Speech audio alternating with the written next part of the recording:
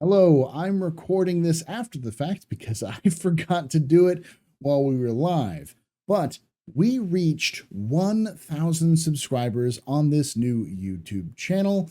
So, as I promised many moons ago, when we reached 1,000 subscribers here, I would give away a Talon LTI game package with the Alien Week skin, courtesy of CIG. So, if you would like to enter to win this celebratory giveaway that's one more step close to YouTube partnership, then make sure you type out Talon in the comments. Comment can be whatever you want, but as long as you have Talon, T-A-L-O-N, in the comment itself, that will help you to enter to win. I will draw this winner live on the next office hours next week. So stay tuned on that. So make sure you've done that and enjoy the video. Hello and welcome to a capsule. This is a small section of my office hours live stream that I do on Thursdays at 9 p.m. Eastern. Pulled out for y'all to enjoy. Hopefully you can join us live on Thursdays at 9 p.m. Eastern at twitch.tv/theastropub or youtube.com/theastropublive. And watch these live with us already. Now, for those of you who have been following us for a long time, you know that I do monthly reports every month. I do a full read through of the PU monthly report and the Squadron 42 monthly report, usually separate. So if you are one of those people and you're looking at me going, Paul, yes, of course I know this. Why are you saying this? That's because if you look down below and you watch this on YouTube, see if you're subscribed or not. You might go, wow, why do you only have 1,000 subscribers? And why am I not subscribed? And the answer is, this is a brand new channel, my friend. The AstroPublive is a brand new channel that I moved all my content. I've separated my content from the AstroPub, gaming live section that I do on Twitch and the stuff that I do that's pre-made and lore stuff. That stuff is now in a separate channel, the Astro Historian, which is the old channel. I just changed the name. And the new channel, the AstroPub Live, is the AstroPub. So this is where you'll get all this content from now on. So make sure that you're subscribed down below if you haven't already done so. But this is going to be a part where I read through the entirety of the monthly report. Summaries are important. I understand people enjoy them, nice bite-sized chunks. But I feel like you need to really read word for word everything that's been written down on the monthly report to fully appreciate what's being said and get the full context. I would always suggest people read it themselves if you would like to. The link is down below. But I also understand that y'all have lives. You have families, children, jobs, stuff that's going to eat up your time, and you don't have time to sit down and read a 6-page report on BS. So think of this as kind of the audiobook format of the monthly reports. I'm of course going to insert some of my own opinions and some of my own analysis for this, but in general, that's what this purpose is. So you can sit down and listen to the whole thing. So that's why this is a little bit longer than most other videos you'll see on this topic. This is a very juicy monthly report, and I'll explain to you why. Let's get started.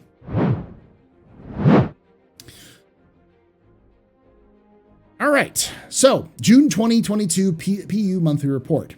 Alpha 3.17.2 is on the horizon. So this month's report features a mix of features you'll be experiencing very soon and things to look forward to in the coming months and beyond. Read on for all the details. This is important that this is a mixture of both what's coming out in the near future and what's coming out in the not too distant future. Monthly reports rarely involve stuff that's being worked on for like way down the road. So you won't see a ton of stuff like server meshing talk on here. You may see some server meshing prep, but you probably won't see a lot of server meshing talk at all in this.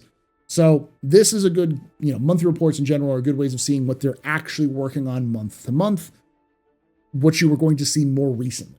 This isn't pie in the sky, CIG promises, copium, hopium, whatever. This is the stuff that they've been working on in the previous month, though we will see much of this stuff in the near future.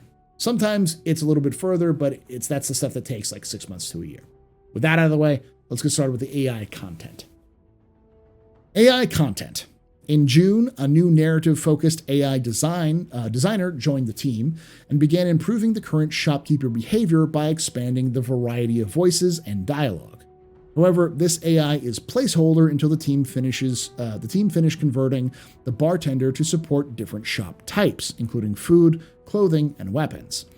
Further progress was also made on the dynamic conversations mentioned in previous reports. The team also set up a leisure behavior AI to use mobiGlass from different usables. Upon review, these animations were deemed too generic or unconvincing, so designers are now undertaking pre-visualization to add more emotion and realism.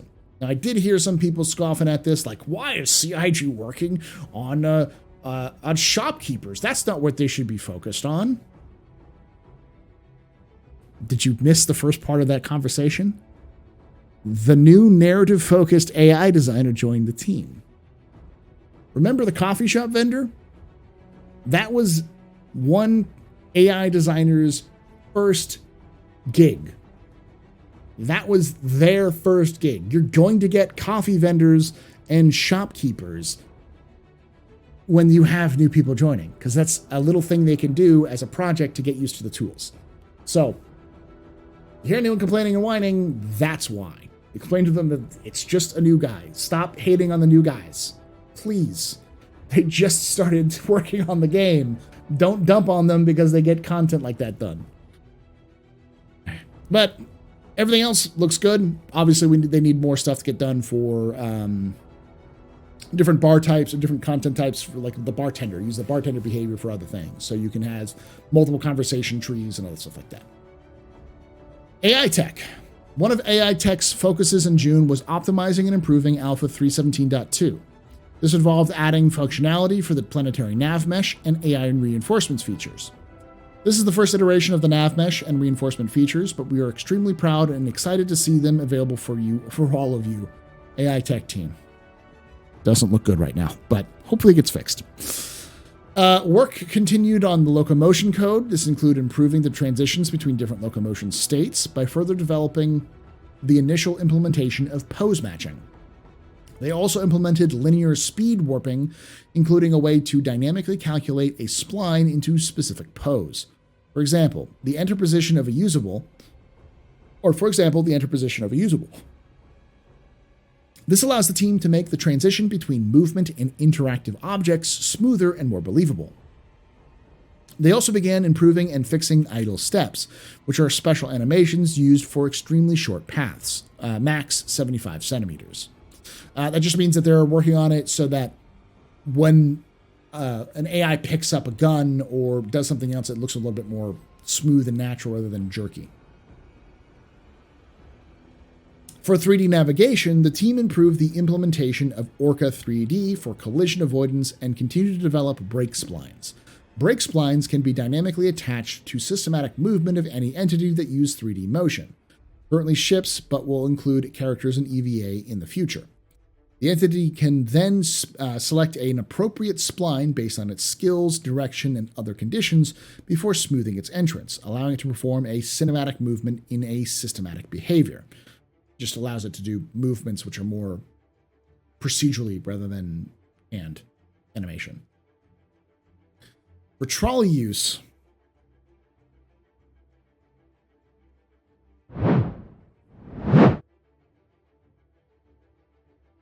stop giving AIs trolleys. Swear to God, you want to kill us all. For trolley use, the team focused on tasks to allow an NPC using a usable, in this case a movable object, to be dynamically attached to another usable, such as a parking spot. They also supported the trolley lightweight update and tweaked path following to allow it to minimize the distance of a trolley from the path. On subsumption side, multiple tool aspects were upgraded and bugs were fixed to move development into an improvement phase. A new panel was also added to give advancement selection of parameters when the drop-down menu becomes too large. Multiple tool aspects have been upgraded and bugs have been fixed. Okay, so just changing how subsumption works. So, all right. AI vehicle features. In June, AI vehicle features enabled the AI to control different ship modes. For example, this allows NPCs to switch to correct mode when quantum jumping or using missiles. Animation. Throughout June, the facial animation team worked on outlaw characters, rescue and transport missions, AI bartenders, and player emotes. They also supported Pyro with motion capture, mocap, alongside the narrative team. Regarding mocap, the new studio is progressing well, with the truss being completed. The team are currently setting up at cameras, computers, and other equipment. That's good to know. So for those of you who don't know, there's an entire mocap studio that CIG has as part of their Manchester office, and it sounds like that it is being done, or it's close to being done. And now they're just setting up cameras and computers and other equipment to use that studio more frequently. There's also mention of outlaw carriers, rescue and transport missions. That sounds like we've got something for AI rescue and transport missions, which would be kind of cool. Outlaw characters, obviously, probably for Pyro and for Ninetales and such. AI bartenders and player emotes. So some more fixes, that kind of stuff. So these are all facial animations, so interesting. Art characters. June saw the character art team further develop the Frontier outfits and begin to work on high fashion clothes for Stanton. They're also creating new outfits for various upcoming events and promotions. Very cool. Art ships. Last month, the UK-based ship art team continued developing the Banu Merchantman's exterior. Significant progress was made towards finalizing the larger forms, as well as figuring out some of the finer details, such as the intake design, decorative patterns, and the cargo ramp. The team also progressed with the final art pass on an unannounced vehicle, which should be wrapped up this month. Remaining tasks include polish before the LOD and damage passes. Work on the Argo SRV moved into the gray box phase. On the exterior, the team completed the whole cargo lift and entrance lift, and made significant progress on the nacelles and landing gear. Inside, gray boxing continued for the cockpit seat and dish. Very cool, Argo SRV. If you watched our roadmap update, we know that they are also added vehicle tractor beams, which falls in line with the Argo SRV, possibly coming in before 318, maybe before the end of the year. We'll have to see.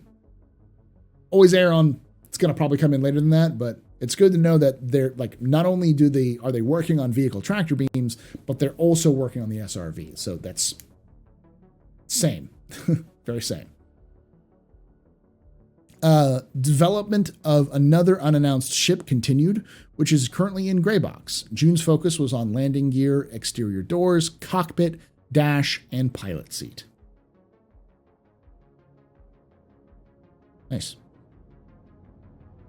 Community.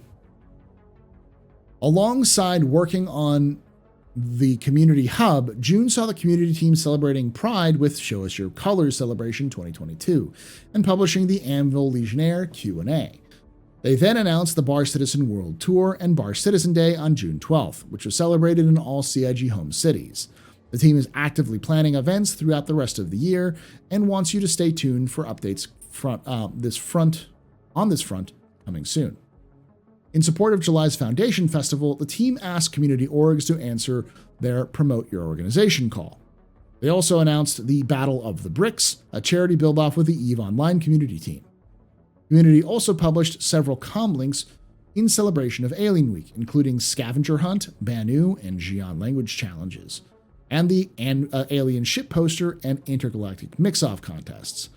They also highlighted some of the lesser discussed improvements coming in the Alpha 3.17.2 in the first of 2 Patch Watch posts, and detailed the Ninetales Lockdown and Jumptown 2.0 dynamic event schedule. In addition to the regular output of content, the team has been hard at work and focused on upcoming new Community Hub, which is now functioning on the live environment. Main website, but only visible to staff. Porting over the hub from a staging environment to a live environment has been a huge milestone, as the hub is finally being populated with real user content. The team is excited to share more soon. For those of you who don't know, the Community Hub is this hub where you can find content that you can submit to CIG, and then CIG can highlight it, and that's how they get like MVPs and stuff like that. So you'll see people like myself and Board Gamer and Super Mac Bros and Morphologist and Salty Mike and Space Tomato and Captain Burks and Montoya, and I'm just listing off names of all the content creators. We all put stuff on the hub, and then CIG might pull some cool stuff like Machinima or other things out of there too. And they also promote that, and it's where you can see all of the live streams for Star Citizen. Hopefully, what CIG can do with this new community hub is not just promote the Twitch live stream community, but promote the Facebook Live, TikTok Live, and the YouTube Live stuff as well. That'd be kind of cool to put all of those with like all of those people who are playing in the game in those sections, because that'd be nice as well. The team has also been hard at work planning and expecting all plans related to CitizenCon and the, quote, road to 4.0, which, as mentioned in the last letter from the chairman, will present regular 4.0 related content between now and the release of 4.0. They're currently expected to roll out this info series in September. This is not new. CIG did some very similar things. I think they called them patch watches or something. I can't remember exactly the name of it. But they did the exact same thing for 3.0, where they had regular, almost weekly updates or shows talking about what were the blockers that were still needed for the game goes live, what was going to be coming in with 3.0, what does it look like, all sorts of things, trying to keep us as up to date on what the actual problems were going on with 4.0 as quickly as possible. So this is good. It's also terrible. This means that 4.0 is going to take a while, which we knew. That's what Chris Roberts said in the letter to the chairman.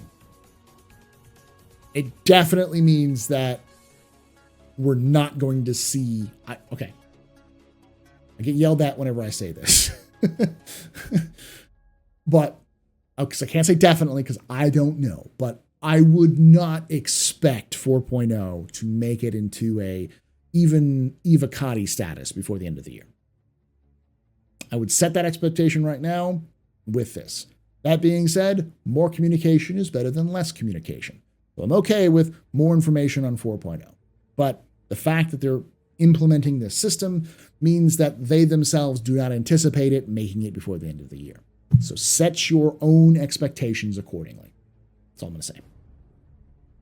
A production schedule or something like that? No. Generally speaking, it's just kind of a go, no go. What works, what's good, and then what needs to be fixed, and what are the blockers. That's usually what this means for this sort of patch watch, or for this road to 4.0.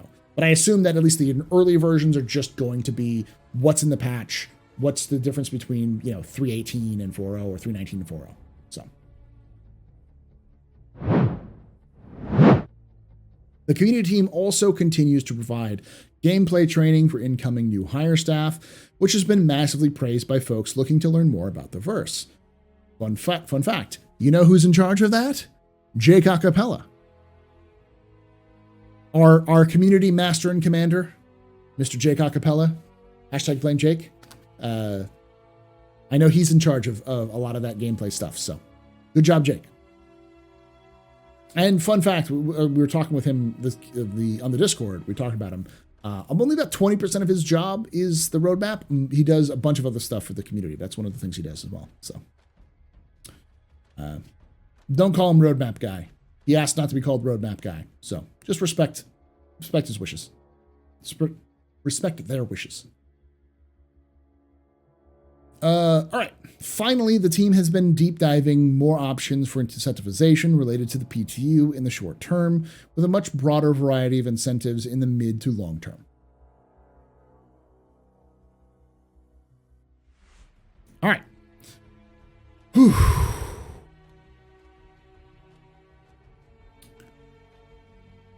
All right. Sorry to do this again, but this is the section where I'm going to read the words.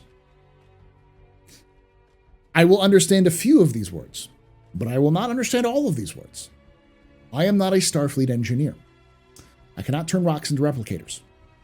I am not a tech priest. I do not know the words of the Omnissiah. I am not a engineer. I'm not a bag of floating gas that can repair and do anything, build or create anything because the Forerunners genetically coded me to do so. All right. I am just a simple man who reads things on the internet. I do not understand these words most of the time. If you who are watching this either live or recorded know these words and want to give us a little bit more in-depth understanding of what these things are, please let me know in the comments below. This helps me out a lot to give some context for this. With that being said, let's go. Engine. In June, the physics team made several improvements to ray-world intersections.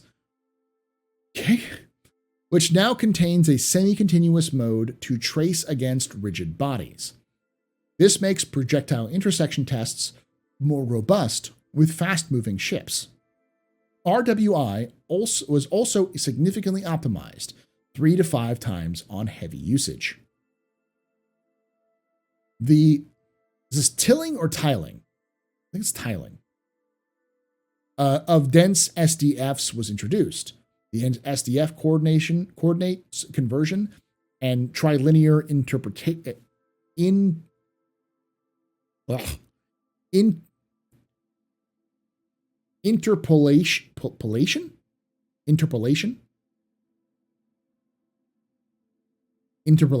I guess, were optimized. Support for player-only collision geometry nodes inside CGFS/CGAS was fixed and extended, while work on the new ropes continued. Various bug fixes and other improvements were submitted too. This seems like there's been something they've been working on in the past where they're trying to reduce the errors and other problems with collisions. So the idea being, like right now, if two objects collide, the physics engine is trying to calculate the collision of every single point along the intersection. What they wanted to do was more of a general calculation where if these two objects are colliding, you just get a general idea of which parts are touching, a much broader calculation rather than a very specific calculation, so that the simulation doesn't have to calculate why this one bolt in this one location, which way would it go? Because they don't actually render the ships like that anyways. So they're trying to simplify that sort of collision aspect, and as a result, make the servers run better, or run like the simulation run more efficiently. That may be what this is, but that's because I've picked out some words from that I can recognize. The renderer. On the renderer, the Gen 12 transition continued with more passes being ported over, including responsive AA and decal rendering in the forward stage. The processing of scattering queries was reworked, and a debug UI was added for them too. Buffer copying of sun shadow cascades was ported as well. The format of the previous HDR frame has been adjusted, reprojection, temporal AA, to be more efficient, and the cleanup of the render thread began. The Gen 12 ports of atmospheric and volumetric cloud rendering continued as generalized processing context, and new stages to decouple view-dependent resources from the core systems that operate on them have been introduced. The atmosphere shader code was adjusted to compile well with DXC and SPIRV. Various improvements were made to prevent concurrency issues when streaming in properties of multiple planets at the same time and relaying them to the atmosphere and cloud rendering systems. Stuff on Gen 12 rendering stuff. AA is anti-aliasing. It looks like it's just porting over a lot of the stuff and cleaning up a little bit into Gen 12. On the core engine, entity areas now utilize tags to track what entities/areas events send to each other. This replaces the hidden hierarchy logic that caused various issues and allows for a more efficient code.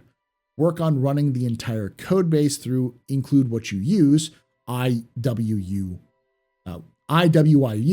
continued. The goal is to eventually make IWIU part of the continuous integration pipeline, try-build, to keep the code clean. Furthermore, a recent integration into the main development branch saw the introduction of the SIG-STL/EA-STL namespace, which is planned to become customizable STL library for Star Engine. Oh, very cool. The engine component update scheduler received updates to avoid iterating component lists when using manual update policies performance. Work on improving file location, I/O, continued, which should eventually lead to improved loading times for small files. Also, work on the improved RDisplayInfo continued. That's new. Lastly, the old FPS analytic buckets were replaced with an array-based frame time bucket that allows for more accurate profiling information. That's some code. Like, I actually understood a little bit of that. So it looks like they're cleaning up a lot of the code, but they're also replacing the RDisplayInfo, which is what we use for PTUs. You'll see us a lot. You'll see people say tab or tilde. Is tilde. Squiggly line. R_tab 1, 2, 3, and they'll give you various amounts of information. So they're improving that information, and they're actually cleaning up the FPS to make it a little bit more accurate in terms of what FPS you're actually getting at any location.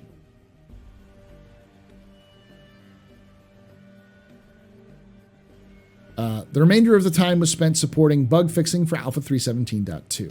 So it looks like they're doing some more player-facing stuff as well. I know it's testing in general, but it's stuff that players have access to for the engine. So, features: Arena Commander. So, for those of you who don't know, the Arena Commander team, the features team for Arena Commander, is the team that's responsible for all updates to Star Marine Arena Commander and the further development of Theaters of War. They're very new. They were only formed like 3 months ago. The Arena Commander features team fixed issues and added quality of life improvements to both the Arena Commander and Star Marine modules. Improvements were also made to the implementation of doors, controllers, and elevators, which will result in quicker, more robust setups in both vehicles and stations. Plans were also kicked off for new maps and gameplay experiences for Arena Commander and Star Marine. We're getting new maps. Nice. And new gameplay modes, maybe? Features, characters, and weapons. Throughout June, the features team worked on a longer-term improvements to the personal inventory system based on feedback from recent live releases. An often requested feature is the ability to move a large number of items from one inventory to another. So we've added a Move All button. This may sound trivial, but it needs the underlying logic to ensure that the resulting service request is as small as possible and all condition logic is executed for the bulk of items being moved. This is a big one. It's what a lot of people have been pointing out. What basically this means is they needed to make it so that when you hit Move All, it doesn't try to move your entire inventory piece by piece. It just simplifies your inventory and then tosses it over to where it needs to move. So it doesn't cause a lot of back-end problems. So this is good. Maybe we'll see a Sell All button or a Loot All button. Maybe that's what this is, with Loot All button, be able to pull everything over. Problem is that it's still like hierarchy issues, where like you can't pull the undersuit over, and you wouldn't be able to put that in your inventory anyways, but I guess you could put it into like ship inventory. Other features include being able to interact with items on the floor near the player and being able to move already equipped items from one port to another. Some of these features are already in larger scale internal testing. Elsewhere, previously reported fundamental changes to how actor movement synchronization is handled were completed. The new logic successfully progressed through the internal testing, which allowed the team to enable the feature in a limited capacity on some PTU servers. This identified additional issues for the team to work through, though the goal is to still have it enabled for cross servers for Alpha 3.17.2. Oh, that's the Actor synchronization. That's the funky one where you're moving, like you turn to the right and your whole character moves to the right really fast. If you've seen PTU, I think this is part of the reason why you see massive desyncs where like characters, players, and NPCs are like rubber banding all over the place. That's the thing they're having issues with.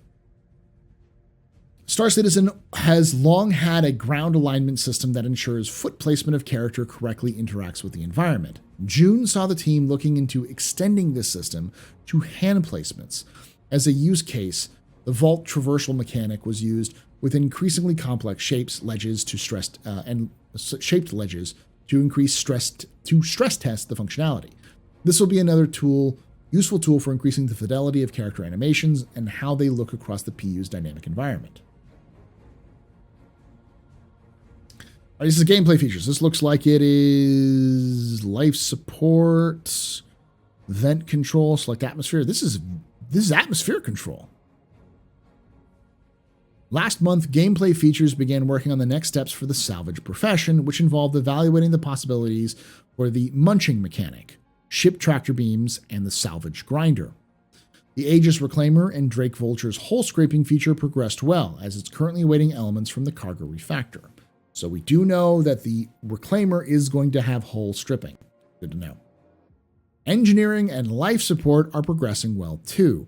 The team are now able to show all relevant items, rooms, doors, and their corresponding controls and data in an early blocked out UI screen. The initial interactive elements and the first exchange/interactable ship items are added too.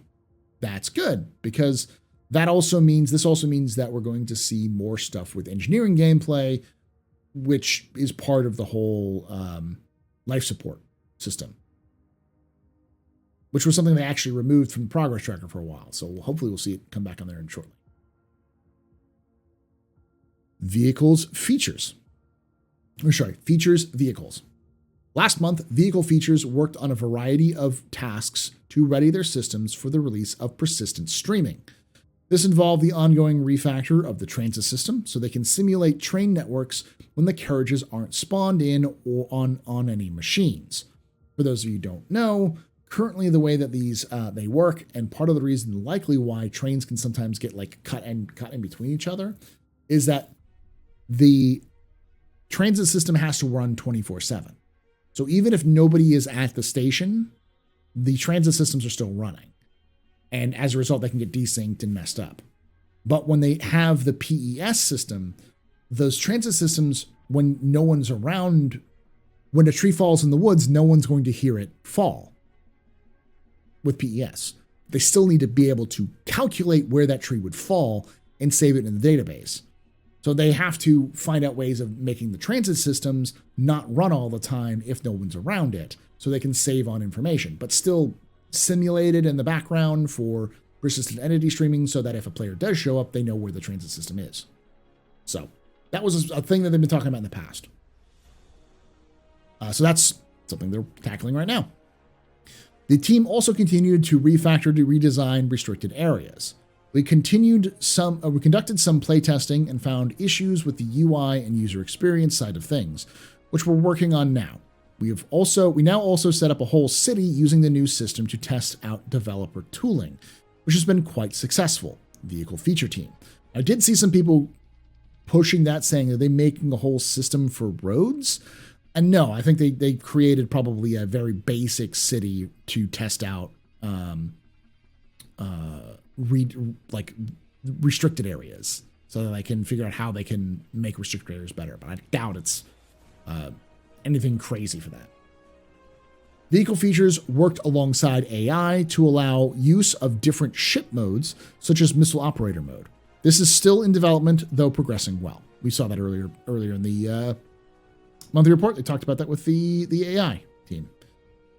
On the balance side, further tweaks were made to the new ground vehicle handling, while a review and rebalance of fuel use began, which aims to improve the refueling experience.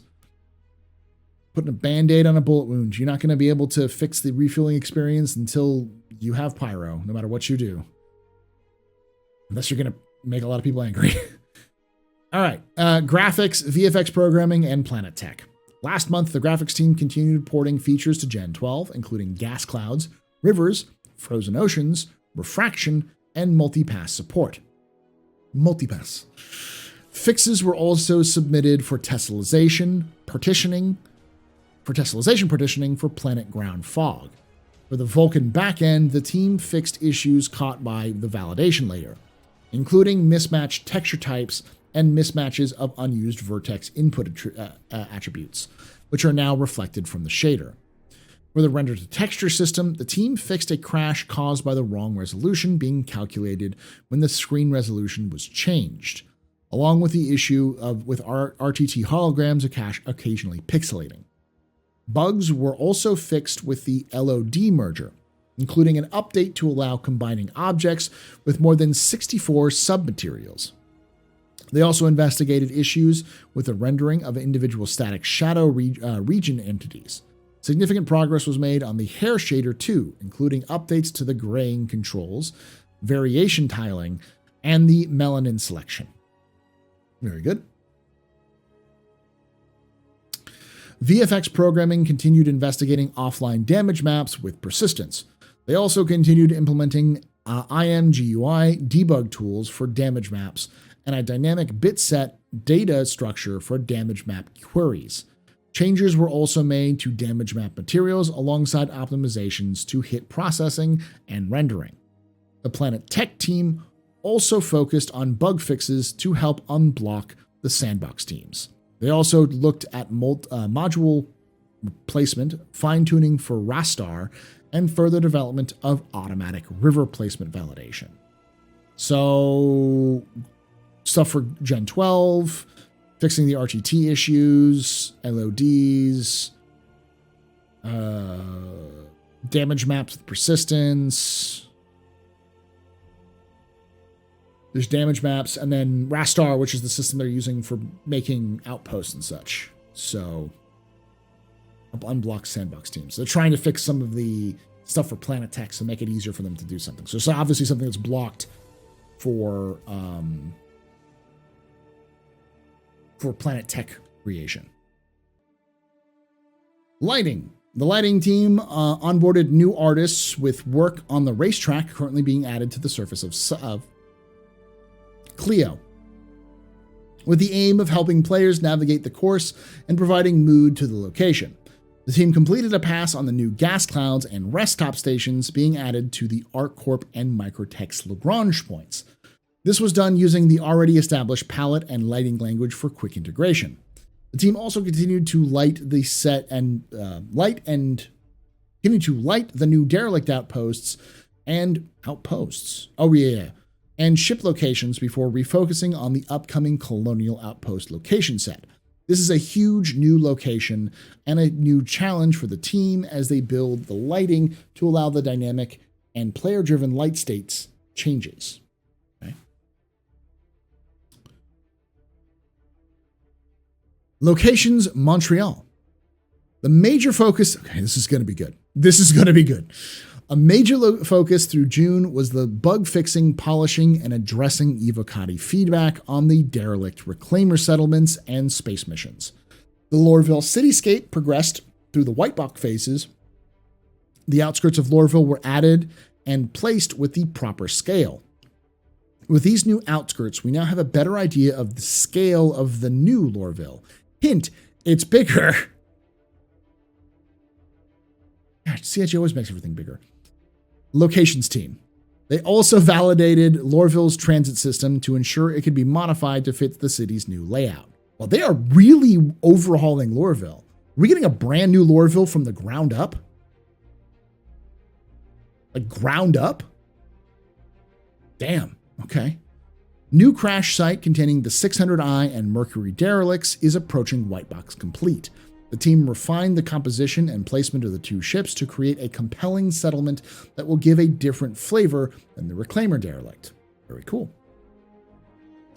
In-game branding, Montreal. The new Montreal-based in-game branding team began their first task of revisiting all landing zone signage to make it easier for players to orient themselves.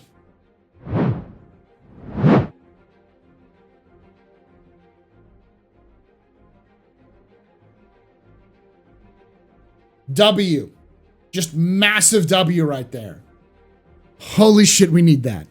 It is, the signage works, but it's not good. It needs an overhaul. There's an old adage. Gamers don't look up. They don't. It's just the tendency for the gamers to not really, like, they tend to focus on what's in front of them unless they're trained to look up to, for visual, like kind of more, or not visual, what is it? Vertical, idiot. Vertical kind of gameplay levels. That's why you see a lot of games kind of try to do these vertical levels, because they're trying to mix it up and get players to look around and stuff like that. So you have to work within the frame of reference of a player. And if a player is not fully invested in a location, they won't look up. So you have to make them look up. So having bigger signs or better place signs is a good sign. So that's a good start.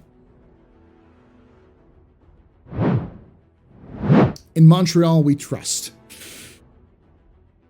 It's an ideal mandate since it's developing a close working collaboration with the existing teams. The philosophy of this team is to listen to the community and leverage every aspect of in-game branding to help to offer better player experiences. In-game branding team. Gamers don't look up, Montreal. Find ways of forcing them to look up. That's all I'm going to say. Montreal, and in Poutine we trust. Yes. They also started tasks for an upcoming in-game event. Ooh, we're getting another in-gaming event that's not Siege of Pyro. Siege of Orson. Interesting. Narrative. During June, the narrative team spent time in their remaining tasks for Alpha 317.2, including getting strings for new items, missions, locations, and vehicle liveries ready to be added to the patch. Meanwhile, the team continued to work on new mission archetype planned for future release.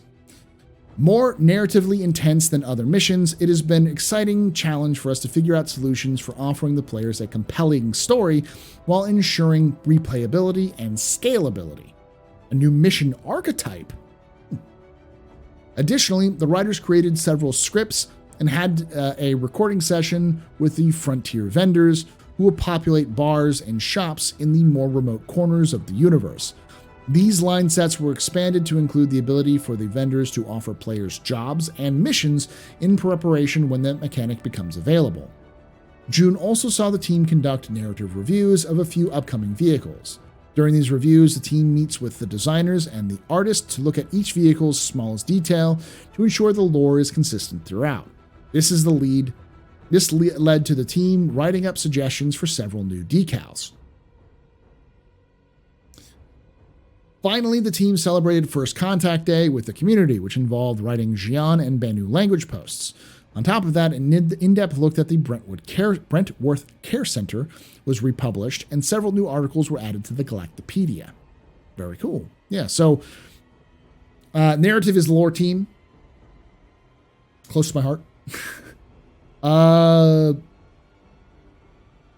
So they're new strings for new items, missions and locations, and vehicle liveries ready to be added to the patch. And the team is continuing to work on new mission archetype planned for future release. So they're looking to make it's more narratively intense. So it's definitely a story-driven mission. We're going to see frontier vendors. This is the culmination of something they've been doing in the past, which was the wandering trader, I believe. They had a wandering trader archetype they were working on the AI. I think that's the frontier vendor that they're talking about. So, plus, yeah, new vehicles and that kind of stuff. So that's always good. QA focused on Alpha 317.2 patch and the integration from their support team streams. For AI integration, checks were completed for the new and updates to existing features before they hit the main branch. They also updated all existing checklist documents in accordance with the new features coming for testing from the development teams. The embedded location testers continue to learn the editor and team's workflows, to better support them by creating test levels. Focus last month was on the room systems and the tools used to create outposts and stations. Regular landing zone checks also continued to ensure they haven't deteriorated. For engine team, QA continued to focus on page heap testing to keep up the top memory issues in game. They also continued to learn flow graph and coding for automation use. The tools team continued to receive support with testing for their core tools. This is good. It means a lot of QA is starting to be embedded with teams.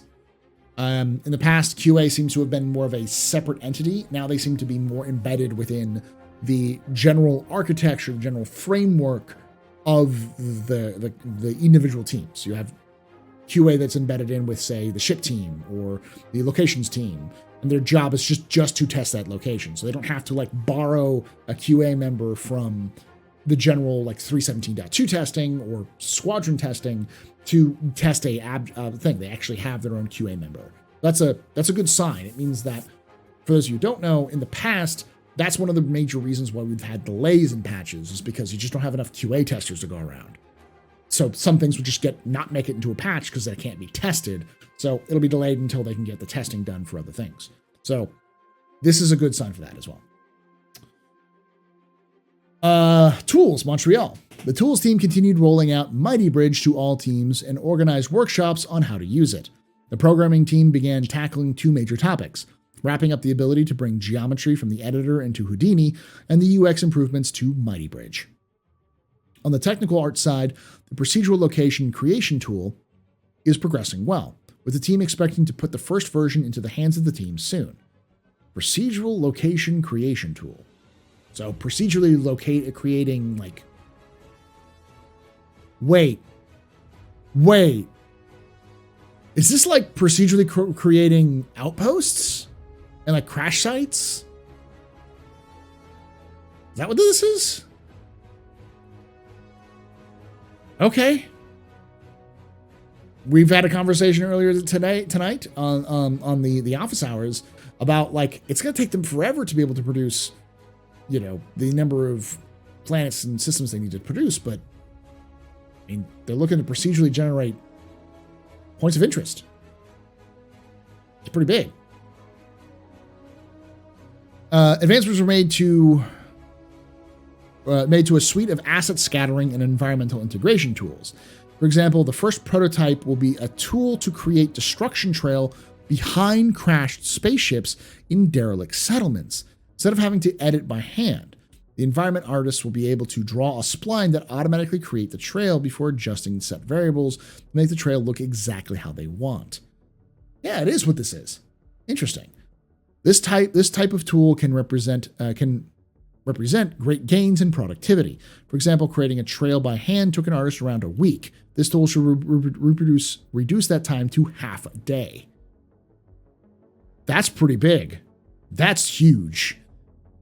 Like, that's massive.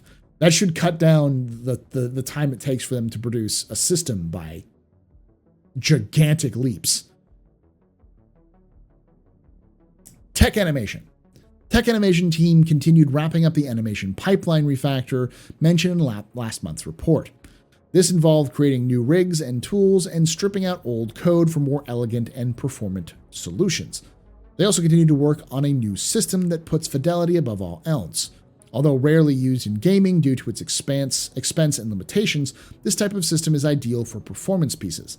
Planning was done for the coming quarters, and numerous new character heads progressed towards animation support too. Wait, what? Are they putting 3D art, like 3D like movie prop sort of things into games? Is that what they're doing? Okay. Oof. They really are just saying, here's the money. That's pretty cool too. And this is very big monthly report. Like this is, you gotta read through all of this. People are pulling out the wrong things from this monthly report. Online Services Montreal. The team progressed towards the new login flow implementation and are currently fixing the remaining bugs found during QA review. This refactor is a necessary step towards the goal of achieving persistent entity streaming. The team also managed to fix the stream sniper bug. Oh, okay. The call bug. A long-standing exploit allowing players to obtain other players' marker despite not being in the party. That's good. That's good. Live tools. For those who don't know, you could call up a somebody, and if you hit call, it would give you the location of that person no matter where they were, even if they didn't accept the call. Live Tools Montreal.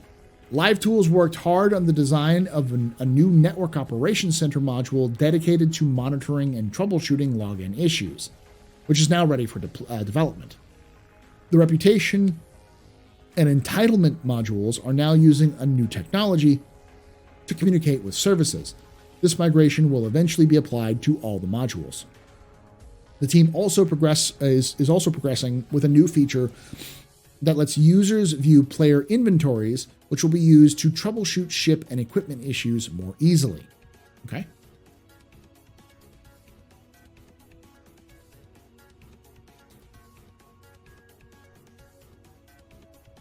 Turbulent Web Platform.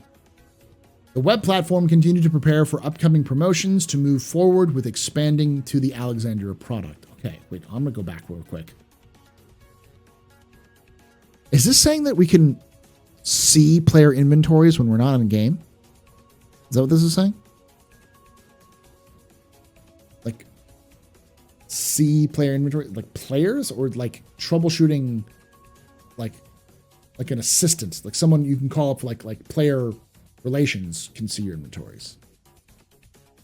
I don't know. That's probably what it is because it's a tool. The web team continued to prepare for an upcoming promotions to move forward with expanding the Alexandria product. Don't know what the Alexandria is. The improvements in product evolution will increase ROIs, return on investments, with a global skin and theme library, allowing for a focus on quality, performance, and updating services.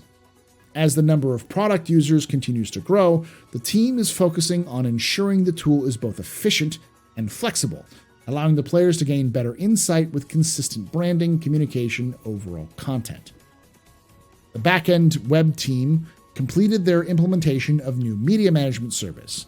Although only used by a small subset of microservices, the media management service will provide much more efficient processing when images are uploaded and retrieved. The team also began standardizing the authorization tokens so that all microservices use the same method across the platform. DevOps worked on an initiative to completely switch over the web platform to Kubernetes, while Turbulence Experience team continued reworking the customer journey to make it easier and cleaner for new users to get into the game. Did you? Like, please? Time was also dedicated to adding features to the new community hub, with the migration almost complete. The team continued to add moderation tools, user profile pages, Twitch integration, and the following features. We can't wait to release this to the wild, as this will act as the place to be if you want to feel the pulse of the Star Citizen community. Web platform team. Kubernetes. What is Kubernetes? I don't know. I'm going to do something I don't usually do. Just Google. All right. Also known as K8S, is an open source system for automating deployment, scaling, and management of containerized applications. It's a portable, extensive open source platform for managing containerized workloads and services that facilitates both decorative configuration and automation. It has a large, rapidly growing ecosystem. K8S services support and tools are widely available. So it's a type of open source platform of some kind. Captain Zylo explained that Alexandria is their internal RSI website page creation tool. He shared a screenshot from the tool in Spectrum. Ah, okay. So it's something they used for creating the website creation tool. Okay.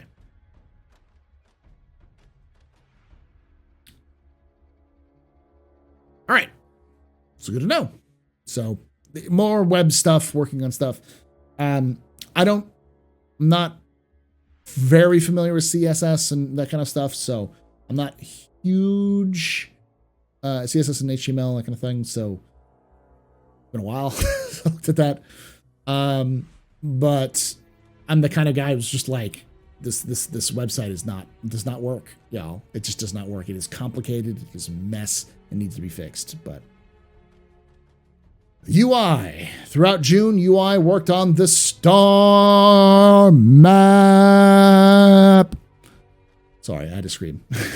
Star map. Hooking up quantum travel on contextual menus to make the process more intuitive. They also investigated how to show large-scale space clouds. Time was also invested into upgrading the underlying systems to work with persistence, particularly around vehicles and character loadouts for the various game modes. They also ported the in-game chat to building blocks as part of the ongoing conversion of the lens and visor. That's good. Very good. Hooking up quantum travel to contextual menus to make the process more intuitive. They also investigate a large scale space clouds. Okay. Yeah. So most of that is just stuff that were, stuff for building blocks, which is good. The UI tech team worked on new approaches to aspect ratios to make it easier for the developers to set up resizable screens. They also upgraded the new 3D UI cards system so that they can easily create layered floating UI with curved surfaces. This will help create better looking interactive holographic UIs and animated billboards in key areas.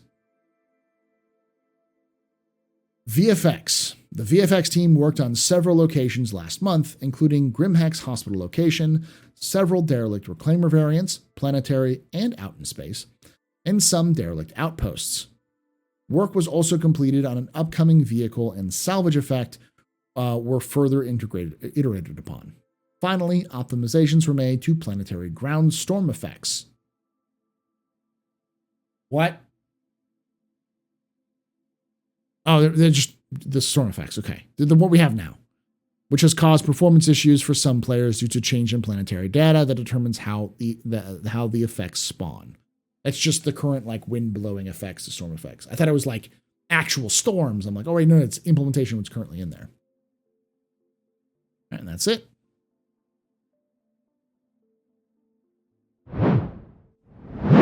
So, this is a freaking huge monthly report. This is massive.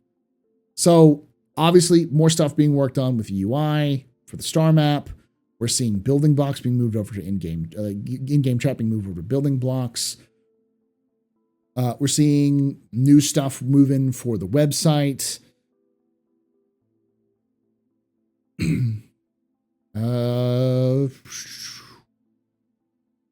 Fix the stream sniper bug. Ooh.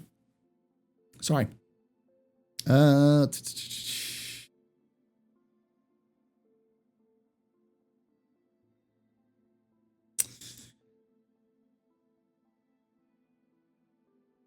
Procedural location creation tool. Massive, procedurally able to do things like procedurally generate the crashing, the destruction trail of a ship that had crashed for derelicts. That may mean down the line you could do things like procedurally generate everything on the planets, points of interest on the planets. That should cut down on the time of building stuff on planets by a lot. QA fully integrated in with more locations. Narrative is doing a brand new, very story-based mission, new ships, new concepts, brand new recordings for frontline, or for what they call frontier vendors, which is the wandering trader. They could be, could not be. I think that makes sense to put those in there. Completely redoing the signage, which is nice. A complete overhaul of Loreville from the ground up, brand new location. and with obviously new outskirts and stuff like that, and new crash sites for the Mercury and the 600i being in white box. Going through here,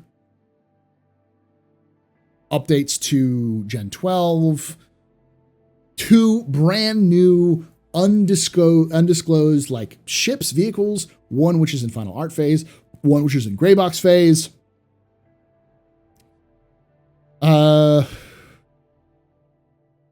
Brand new refactor of and redesign of restricted areas and brand new transit systems. We've got the beginnings of engineering and life support. Aegis Reclaimer confirmed to be able to do hull scraping, plus working on the mulching mechanics, ship tractor beams, and salvage grinder for salvage. You've got the move all button for inventory, huge thing there. A brand new event, which is coming soon, which first time we've heard of this. Brand new Arena Commander and Star Marine maps, possibly even modes. Continued of support for Gen 12 of the rendering. A new community hub. The SRV is moved into gray box phase. New clothing, new animations, specifically facial animations for rescue and transport missions, outlaw characters, AI bartenders, and player emotes, with the brand new mocap studio up and running. Freaking new updates to how AI kind of move and how players move. Shoot, what else is that? And yeah, brand new shopkeeper behavior being worked on by a new AI programmer, and some other updates as well. This is pretty massive. There's a lot of stuff this month, which is pretty important.